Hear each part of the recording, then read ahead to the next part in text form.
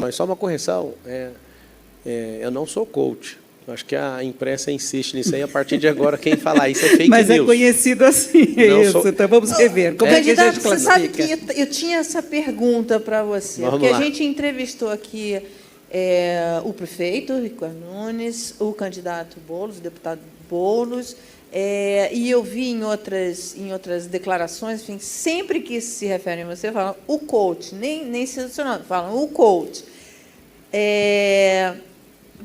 O que significa? Isso é uma coisa que... E agora você corrigiu, não sou coach. O que significa coach? Assim, é uma coisa ruim ser coach? Não, é assim...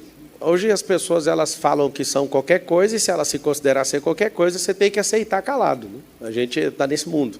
Agora, eu não respondo por essa qualificação, não exerço essa função.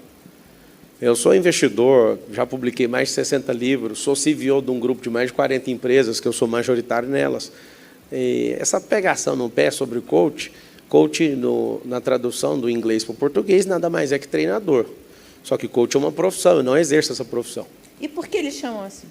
Mas a pessoa, por exemplo... Quando que isso começou? O Guilherme Boulos, por exemplo, me chamou de coach e picareta, duas coisas que eu não sou. Mas o fato dele me chamar só vai reverberar na cabeça das pessoas que têm a mesma frequência que ele. Se o mundo inteiro me chamar de qualquer coisa, não vai mudar a minha identidade, a minha realidade. Eu só estou falando para vocês, inclusive você me deu de presente agora, e agradeço e vou ler os livros de vocês, da My News, e um deles lá é sobre fake news. E quem continuar falando isso está dando notícia falsa. Agora, como é que classificamos as suas orientações feitas aí através de vídeos que ajudam os empreendedores? Como é que se classifica? Treinamento? Pode chamar, por exemplo, você pode chamar de mentor, mas aí você vai falar que o cara que está no jornalismo dando instrução, você vai chamar ele de coach? Coach, na profissão, é alguém que faz perguntas e, nessas perguntas, extrai ações das pessoas. Eu não exerço essa profissão. E eu tenho corrigido sempre as pessoas, eu sei que é uma insistência.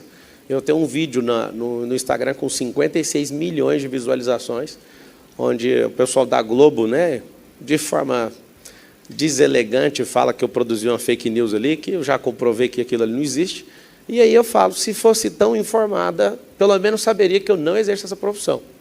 Agora tem muita gente que quer ser coach pelas redes sociais, é isso. Então, não é uma forma de tratar de forma errada. Não é qualificação. Não é qualificação minha. Isso mostra a desinformação no país. Perfeito. Não tem nada contra. Poderia ser numa boa, mas eu não exerço isso. Agora é um empresário, é influenciador digital, que quer agora ser político.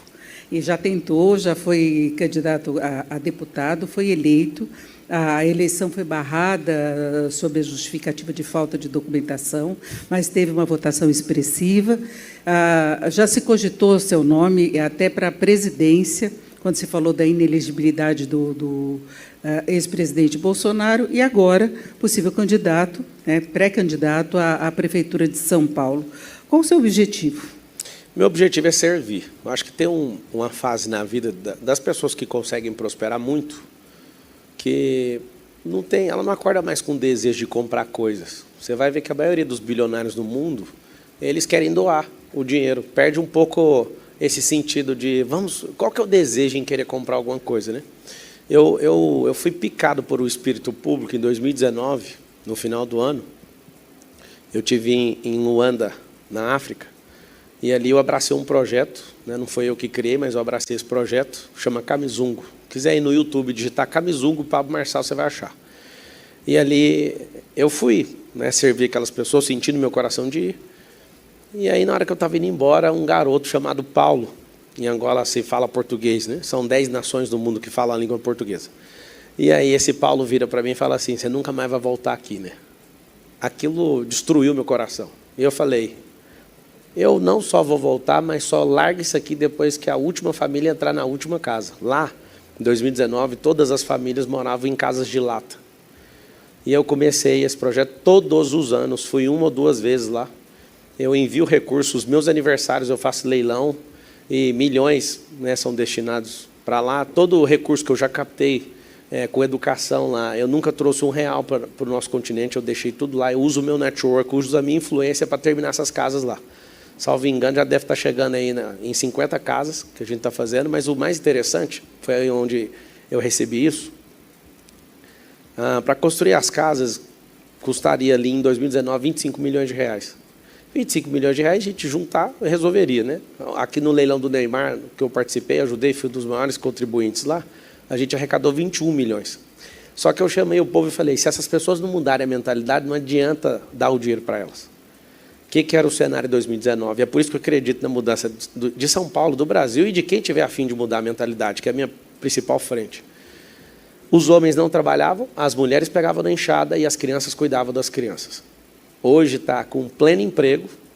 Ao invés da gente plantar árvores para eles, a gente comprou as sementes. Ao invés da gente construir as casas, eu doei a fábrica de tijolo, que é produzido lá de forma orgânica, no próprio local. E hoje tem pleno emprego e os homens estão trabalhando e as mulheres não estão na enxada mais. Ou seja, uma transformação social aconteceu nesses 4 anos que se passaram. Vai completar 5 agora no final do ano. E esse lance social me pegou muito. Então, eu tenho esse compromisso lá. Outras empresas que a gente tem em outras nações, tipo Portugal, abraçaram... Portugal, França, Alemanha, Estados Unidos abraçaram outras nações africanas. Meu objetivo é abraçar todas as 54. É um compromisso meu. Então, assim, eu entrei nessa frente, isso mudou meu patamar de servidão como pessoa. Prosperamos muito, né, em diversos negócios. Não sei se vocês vão entrar nesses assuntos.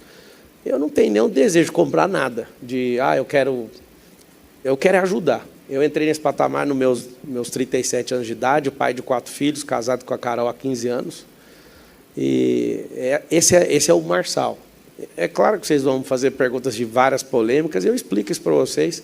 O mundo hoje, o maior ativo é a atenção.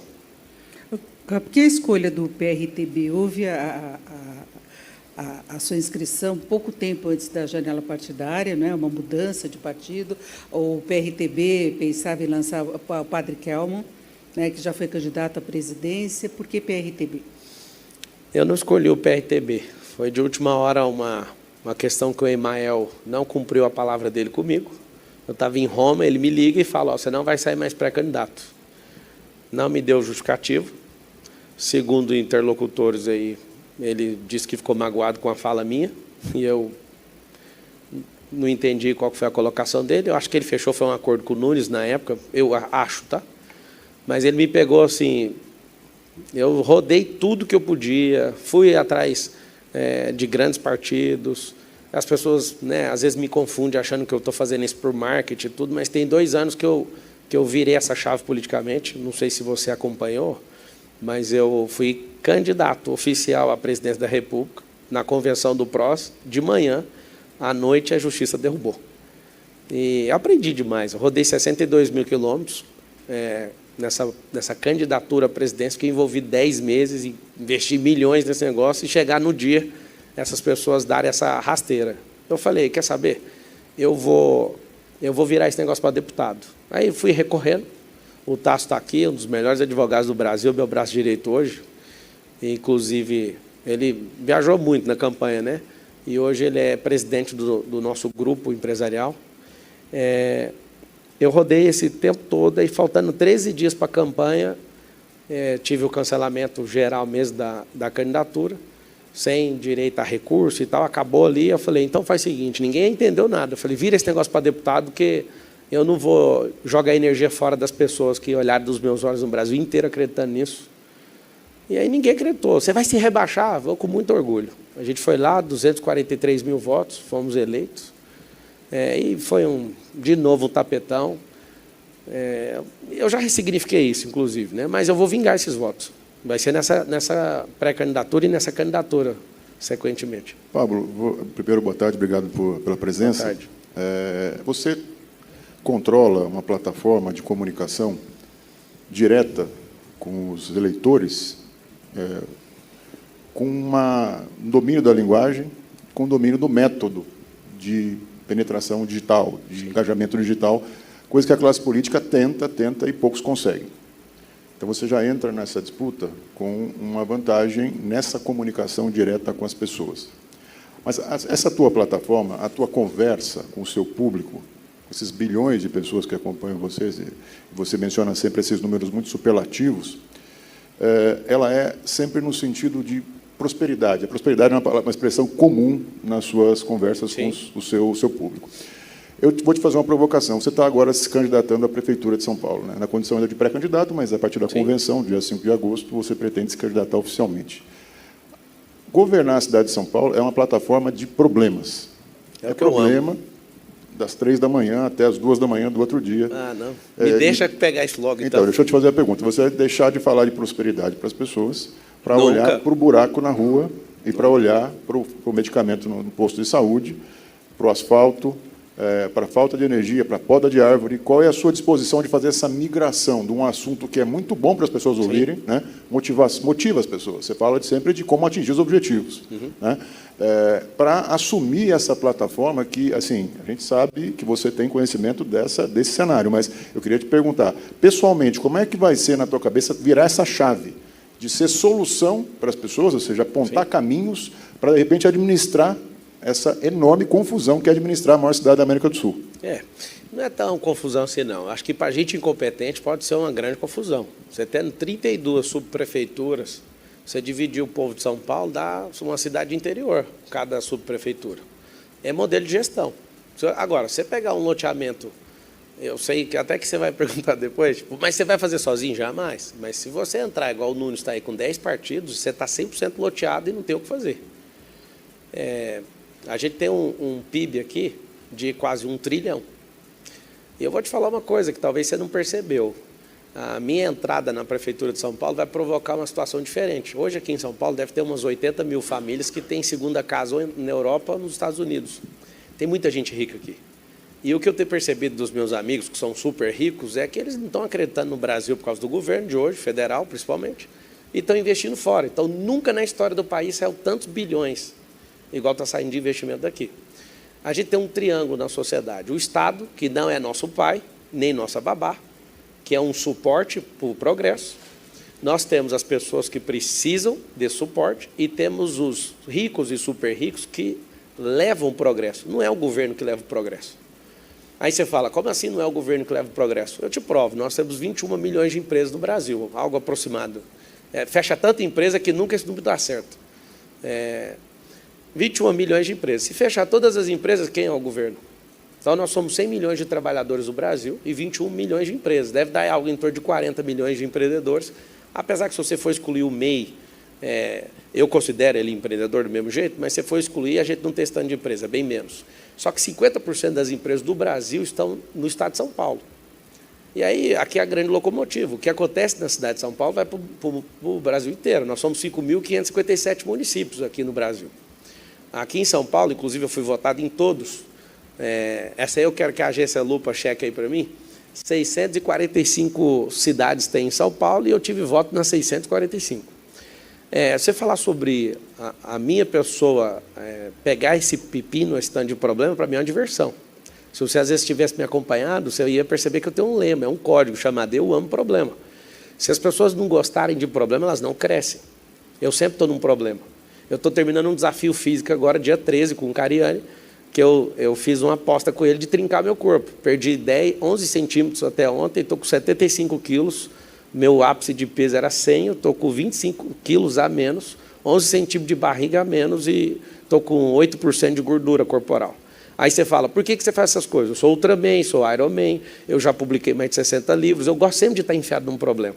Então, acabando isso aqui, inclusive, já desafiei até o Popó a lutar com ele, acho que vai ficar para o ano que vem.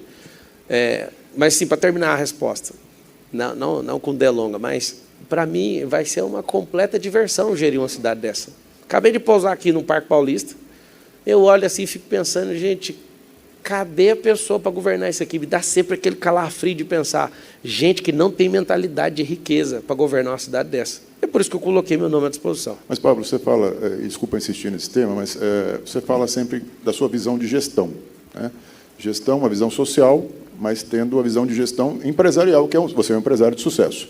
Eu queria trazer aqui, que recentemente nós tivemos um prefeito de São Paulo que era o gestor, que era o João Dória. Ele não era político, era gestor. Ele ficou 1 ano e pouco na prefeitura e abandonou a prefeitura, certo?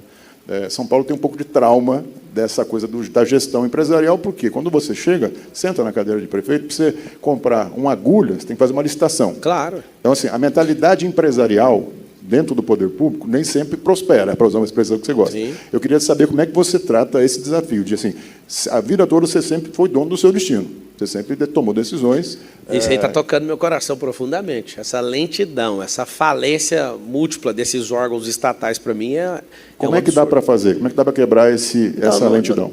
Tem que ter paciência. O código número 1 de investidor, também sou investidor profissional na Bolsa, é ter paciência. Então, eu também quero ser presidente da República e vou ser presidente aos 60 anos, quando meus cabelos estiverem brancos. Mas o desafio agora é ser no São Paulo. 60 só? Você acha que precisa de mais? Estou dizendo que é muito tempo. Então, paulistano pode ficar tranquilo que você eleito prefeito não vai abandonar a prefeitura. Não, deixa eu te falar. Esse era o meu ponto. O paulistano tem o trauma como várias vezes. E esse trauma não precisa preocupar comigo, porque você não vai achar nada meu que eu comecei que eu larguei no meio do caminho. E de tempos em tempos, né, existem levantes políticos na nação. Quando a Dilma Rousseff, por exemplo, caiu, foi parte desse levante da população não aguentar aquilo. Com a volta do Lula, esse cara, eu acho que, salvo engano, há 14 anos, 13 ou 14 anos, completando 14, dificilmente alguém toma essa eleição do Lula na próxima eleição. A não ser que ele morra, não estou esperando por isso, mas a idade chega para todo mundo, ele está acima da média, inclusive, dos brasileiros. O brasileiro, acho que morre masculino em 74 anos, ele já está na hora extra, né? Mas se ele conseguir passar da hora extra dele, eu acho que dificilmente qualquer ser humano ganha dele. Por quê? Porque o brasileiro ele tem esse perfil de estabilidade. Terminando a resposta da primeira parte da pergunta que você fez, eu vou ter paciência. Agora, já tem um sistema que não funciona, e se você colocar gente que não tem capacidade para mudar isso, só piora. Então, você pega, por exemplo, alguém que só tem blá, blá, blá e aceita isso, eu não vou aceitar, mas eu vou ter paciência. Ah, mas você vai ser muito acelerado, mas não vou pular etapa. A aceleração é diferente. Por exemplo, se eu pegar 2 grávidas, a gravidez geralmente dura 41 semanas, né? Minha esposa é quadrigesta, a gente tem 4 filhos. A gente esperou lá 41 semanas para a criança chegar. Se eu juntar 2 mulheres, eu não quebro o processo natural de uma gravidez. 2 mulheres juntas não produzem uma gravidez de 4 meses. Ou seja, tem coisas que são naturais, tem coisas que são artificiais. As artificiais, com processo e procedimento, eu consigo acelerar. Então, essa ineficiência da máquina pública, se você criar mecanismos com inteligência artificial, vai ser a coisa mais assustadora. Eu vou trazer tecnologia, que é o que eu faço, e foi isso que escalou os meus negócios.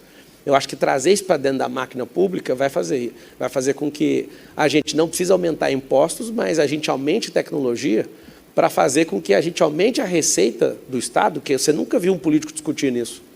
Ao invés da gente ficar criando empresas estatais para colocar companheiros, a gente tem que criar empresas com tecnologia para gerar valor de mercado e vender, inclusive. Aí você fala, vender por quê? Porque a geração de venda disso, daquilo que a gente cria, não é de empresas de bens naturais. Eu não sou a favor de vender empresa com bens naturais. A favor de vender empresa de tecnologia. Você cria, por exemplo, eu investi R$1 milhão numa empresa, ela foi avaliada em 300 agora, por um fundo. Você pega uma empresa que você investe 1 milhão e ela tem uma avaliação de 300, você imagina o Estado fazendo um negócio desse. Na China, eu tenho negócio na China. Sabesp, você é contra a privatização? Olha, eu não sou contra, pela ineficiência que tem hoje. Se o Estado não der conta, eu participei de uma empresa, quase 8 anos da minha vida, 7 anos e meio, que foi a privatização do sistema Telebrás. Eu participei ali, fui executivo no grupo Oi Brasil Telecom, e aí eu lembro, quando eu era criança, de ficar com a barraca com meu pai na porta da Telegoiás para comprar uma linha telefônica. E depois eu entrei no prédio que era dessa estatal, ela fedia mofo, ninguém tirava isso dali. A ineficiência do Estado é gigantesca.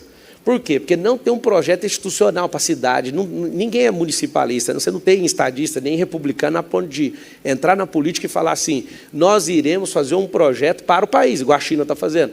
As pessoas só fazem projeto eleitoreiro.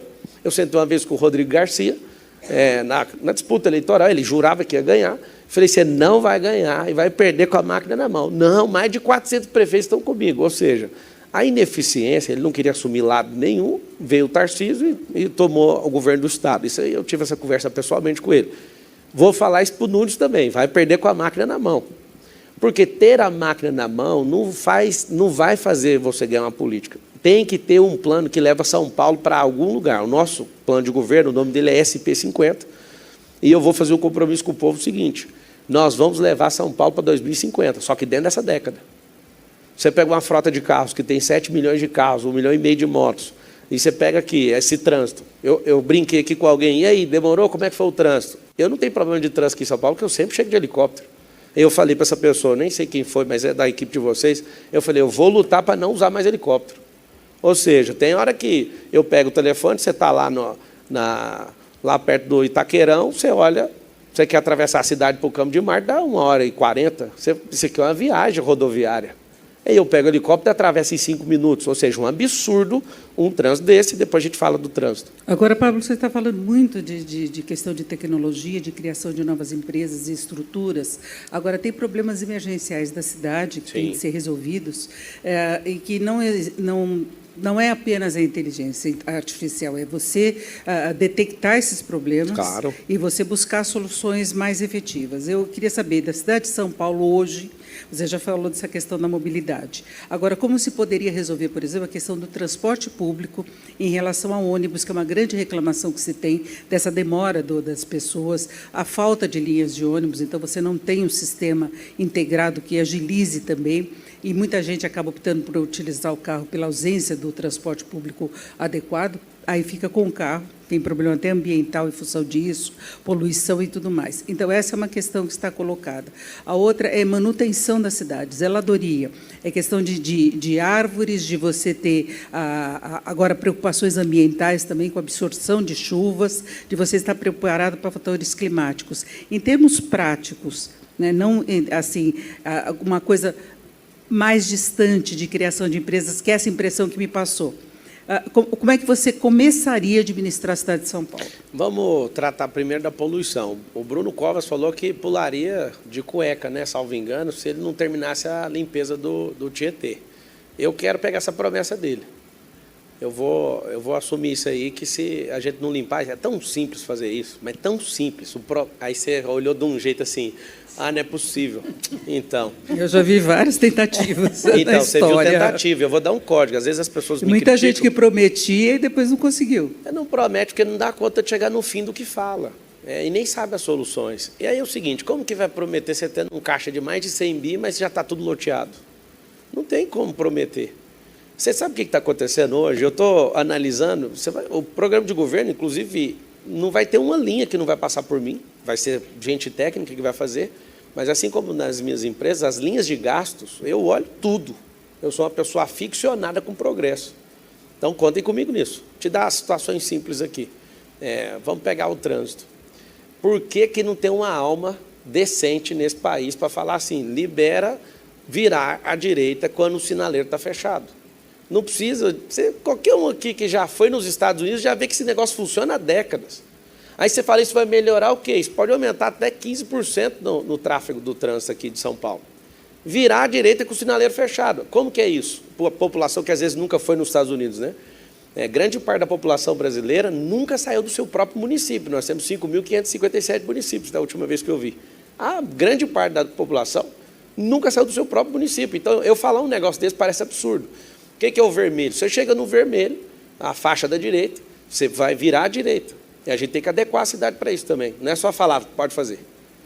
E educar as pessoas. Isso vai levar um ano para as pessoas entenderem. Ela precisa parar, olhar e virar à direita. Dá para ir. O que acontece? Situações simples, usando inteligência, pode mudar tudo. Nós temos, acho que 8 ou 9 rodovias que entram na cidade de São Paulo. E aí, quando eu te falei de tecnologia, se a gente fizer uma amostragem de 7 dias, capturando com inteligência artificial, eu falo isso porque eu mexo com isso. Pegando as placas e entendendo o tráfego que entra na cidade de São Paulo, aí eu dou um pulo aqui agora na França e mostro para vocês um modelo. Esse pedágio aqui, para a gente, é inútil. Tem que ter um pedágio que você entra, não paga na hora, mas na hora de sair na rodovia, pelo tanto que você andou, é o que você vai pagar. Então, a gente pegar isso e analisar, não tem como alguém com uma capacidade humana e uma calculadora bater o tráfego de trânsito de 7 milhões de carros. Nós precisamos de inteligência, de robótica, de tudo para ler isso. 9 entradas principais de São Paulo. Você pega ali a Castelo Branco, você pega a Anguera, você vai pegar Imigrantes, você vai pegar Ayrton Senna, você pega tudo que está entrando na cidade. Se você tirar ali uma amostragem de 7 dias, você sabe o que é o tráfego de São Paulo. Aí você pega aquele pedágio, ao invés de cobrar igual para todo mundo, passou, não interessa, andou meia volta. Tem gente que fica doido, ele tem que pagar um pedágio para fazer um retorno. Você faz igual na França. Você entra no pedágio e a intenção da eficiência é fazer ficar mais barato para o povo. Não é aumentar pedágio. Só terminar essa que eu acredito que isso pode resolver um grande problema em São Paulo. E aí as pessoas que não entendem, né, a gente tem governos que se esforçam a não terminar obras. O Brasil hoje tem mais de 120 mil obras paradas, e é de propósito. Não falta dinheiro nessa república. Falta gente que é pau na máquina para pegar e fazer e acontecer. Vai ter o problema de impaciência? Vai ter. Mas é assim. Tem problema de licitação Ministério também. Público, Tribunal de Contas, Ótimo. Câmara Municipal. Como Por isso é que você vai lidar com esses três entes? É com enfrentamento ou com diálogo? Nunca, não tem enfrentamento. Porque quando você é antissistema, você às vezes... Eu tem uma sou antissistema? Não, quando você se coloca contra o sistema, eu não sou, não. você tem reações. Né? Não, E o não. sistema... Quem é antissistema trabalha para o sistema. O Brasil, que eu acredito que a gente vai conseguir construir, vai levar 50 anos. 50 anos. Não é coisa de eleição, não. O nosso problema é que a gente tem um monte de assaltante entrando, faz o que tem que fazer, vai embora, não termina e vira um caos. A gente tem... Eu estou escrevendo coisas para serem feitas, está aqui no meu celular o tempo inteiro. Então, mas você Eu tô falou pegando algumas ideia. coisas em relação a carro, pedágio, e eu não vi ainda uma coisa prática de Eu São já te Paulo. falei a coisa prática, eu te Ônibus, falei das 9, transporte é muito público. bom. Transporte público. Se a gente investir em ônibus elétricos, igual na China, a gente aumentar a capacidade das pessoas, né? Você coloca ônibus de 2 andares, você pegar e tirar essa poluição, que coisa prática, porque está todo mundo inalando esse negócio. Se você for pegar a poluição aqui no centro de São Paulo, você não vai acreditar. Você pega pela sua...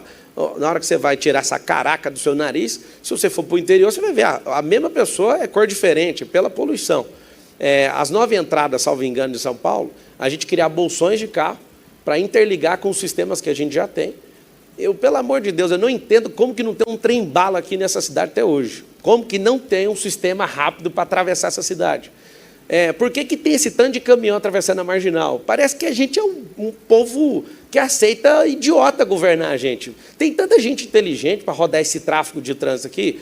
Por que não terminou o Rodoanel até hoje? Fazendo aniversário de décadas. Problema de obra e Licenciamento licitação. Então, o problema não é só a licitação, é Questão disposição ambiental, para terminar. licenciamento. Não, tem licença Muita ambiental, coisa. beleza, mas não é só isso, não. Os políticos, Você acha que profissionais... o político não gosta de inaugurar a obra. Não, ele ama inaugurar a obra, igual o Ricardo está fazendo, só faltando Mas você falou 3 que ele não meses. quer terminar a obra, o prefeito político Não, não quer terminar a obra. calma, ele quer terminar de uma vez só, gastando 5 bilhões sem licitação. Está todo mundo de olho nele, isso aí vai dar problema para ele. Eu achei bonito, eu assisti a entrevista dele, na hora que terminar o mandato dele, ele vai arrumar um problema gigantesco, porque parece que está resolvendo tudo de uma vez para mostrar que ele é bom nisso. Eu vi uma reportagem eu não sei de quem, mas uma pesquisa, há menos de um ano atrás, 77% dos paulistanos acham que ele gasta o dinheiro errado. Mas aí o que acontece? Juntando o dinheiro no caixa para injetar tudo de uma vez numa eleição. Esse é o modus operandi de todo mundo que é profissional na política. Não faz durante o tempo todo, o cara tem 208 semanas para fazer as coisas, ele faz em 14 semanas, tudo de uma vez, para o povo assustar com as obras. Falar, não, vamos deixar, porque o nosso perfil psicológico é um perfil de estabilidade. As pessoas querem isso. Quanto que você falou em relação ao Ministério Público e tudo, não começa projeto se não tiver alinhamento. Vamos começar na tora para depois o outro ter que bancar isso. A gente não começa sem ter alinhamento. Eu sou 100% a favor de você não começar coisas que vão destruir o meio ambiente. Eu estou te perguntando isso porque Sim. eu vi uma entrevista recente sua que você, inclusive, comenta sobre erros que teriam levado Bolsonaro à derrota eleitoral. Sim. E você disse que não vai repeti-los. Não tem como repetir. Você tem consciência de que houve excessos do ex-presidente? Claro. E eu te perguntei, no âmbito municipal, nessa sua relação com o establishment, com as instituições locais. Sim. Que elas estão aí, você não é só o fato de você ser eleito que vai deixar de ter Mas um eu te Tribunal de falei que eu Contas, não né? sou antissistema. Nós vamos criar Nem um sistema político. Não, não sou anti nada. Você é um político, então. Agora você é um político... Político vem... Eu gosto de ficar explicando isso, porque o povo, às vezes, pensa que política é um negócio assim assustador. Esse nome vem do grego. Politeia significa organização de cidade. Vou te falar aqui coisas práticas, que às vezes as pessoas não valorizam. Se em 208 semanas, se eu estiver governando essa cidade, não tiver 3 milhões de árvores aqui, isso aqui não for a cidade mais arborizada desse hemisfério sul, eu dou tudo que eu tenho de patrimônio para essas pessoas. Aqui na cidade de São Paulo tem mais de 500 mil de árvores.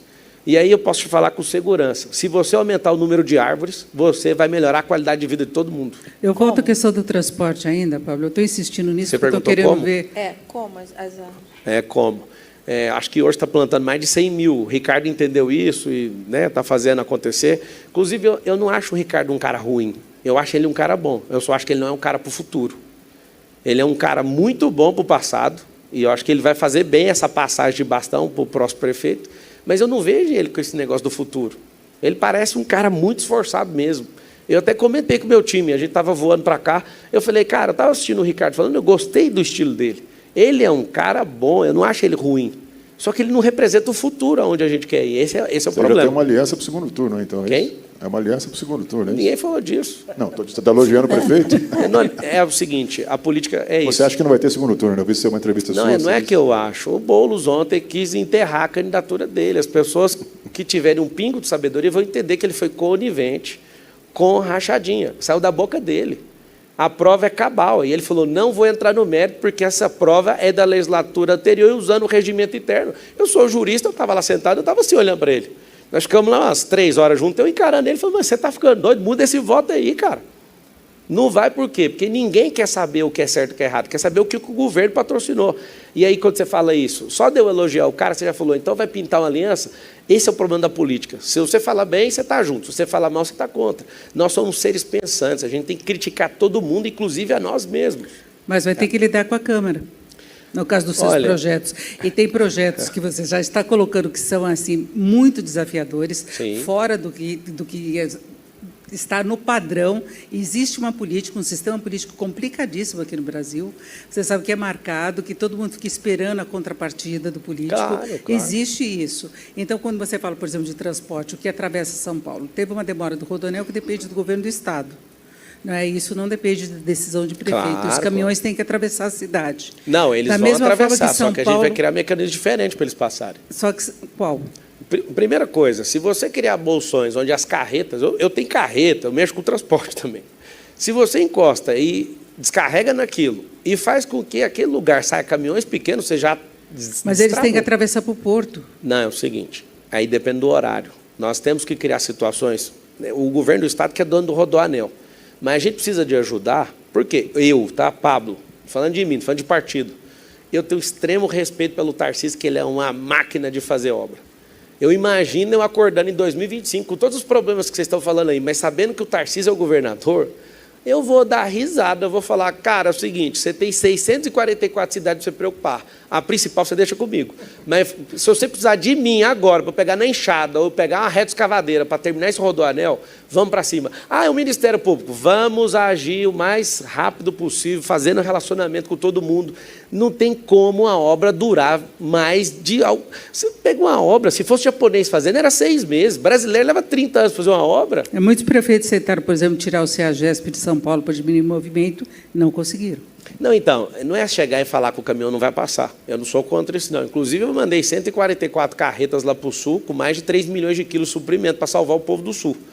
Eu tenho o maior prazer, inclusive quero agradecer as pessoas que ajudaram, muita gente ajudaram nesse movimento. Até o pessoal do trânsito viu na porta nossa de coleta e falou, cara, não tem nem como multar vocês, porque não parava, assim, tinha 4, 5 carretas ao mesmo tempo. Eu entendo que aqui é a locomotiva do país, eu não quero burocratizar. Eu não quero ser uma Marina da Silva que fica 10 anos querendo enrolar um negócio por causa de alguma aprovação ambiental.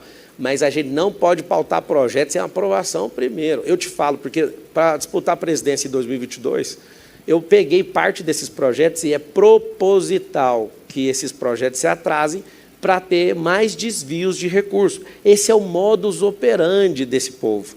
Marçal, você está sozinho? Não estou, tem muita gente boa. Nós somos um quadro hoje de 70 mil políticos no país. Não tem como falar, todo mundo é ruim. Não, a gente vai mudar, mas tem que ter paciência. Tem que ter gente que está a fim de, pelo menos, acelerar. Agora, imagina vocês autorizando a entrada de alguém que vai vir para desacelerar. Entrar praticamente, não, vamos colocar isso aqui em ordem. O que é colocar em ordem? Repartir isso aqui para 10 partidos. Eu acho um absurdo uma coligação desse tamanho, justamente por isso. Porque se o cara for bom demais, ele vai ter que repartir tudo. Ele não manda no orçamento, ele não manda em nada. Não dá para fazer sozinho, mas também não dá para repartir com todo mundo. Isso não faz o mínimo sentido. Agora, Pablo, você se coloca como uma terceira via, porque você criticou algumas coisas de Ricardo Nunes. Nós sabemos que tem uma polarização muito grande. Eu queria saber como é que você se encaixa no quadro político atual. Você conta com o apoio do ex-presidente Bolsonaro? Não. Porque a gente já tem falado muito do peso que essa questão, dessa divisão que nós temos na sociedade tem tido nas eleições. Como é que vai ser a sua... Não vai ter aliança política? Vai ter aliança, inclusive está conversado com muita gente, é o que a gente mais está fazendo. Então, mas os outros candidatos já estão formando a base deles. Ótimo, e vai mudar tudo, porque a pesquisa